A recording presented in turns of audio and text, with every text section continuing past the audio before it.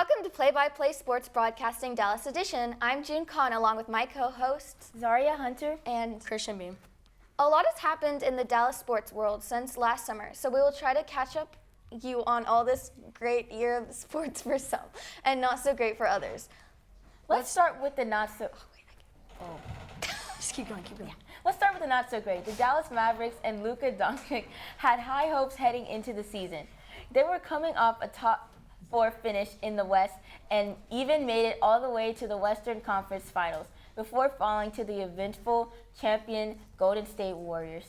Many people were even picking Luka to grab his first MVP award before the season began. They started out the year pretty well, going 22-16 heading into 2023. However, Doncic and company got off to a slow start in the new year and decided they needed a change to spark them in the second half of the season. The Mavs did just that in trading for 8-time All-Star and former NBA champion Kyrie Irving. This trade unfortunately did not have the desired effect. In fact, it may have done the opposite. The Mavericks fell completely out of the playoffs, going 2-9 in their final 11 games and finishing the year 38-44. Even with Luka's heroics averaging over 32 points, 8 rebounds, and 8 assists for the season, this team has a lot to figure out heading into the next season. We now talk about the stars that shine brightest in Dallas sports, and that, of course, is the Dallas Stars hockey team. They were incredibly consistent all year long, being one of the best in the West throughout the whole NHL season. The Stars would finish only 1 point behind the reigning Stanley Cup champion Avalanche for the first in the Central Division.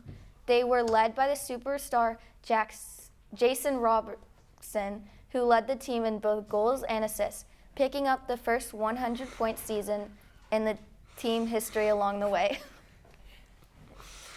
The Stars looked primed to make a run to the Stanley Cup, defeating the Minnesota Wild in Round 1 and the Seattle Kraken in Round 2.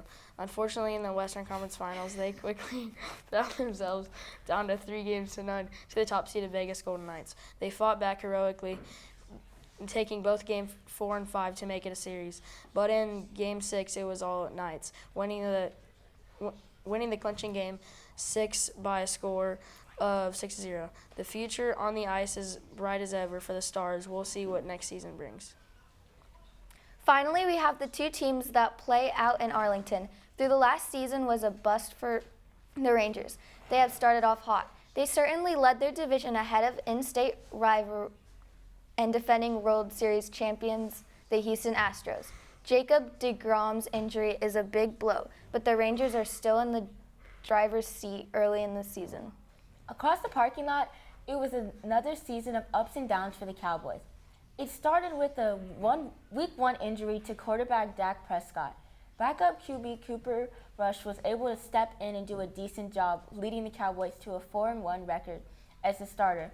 When Dak returned to the field, he led the league in interceptions, but the boys would still finish up the season 12-5, good enough for a wild card spot.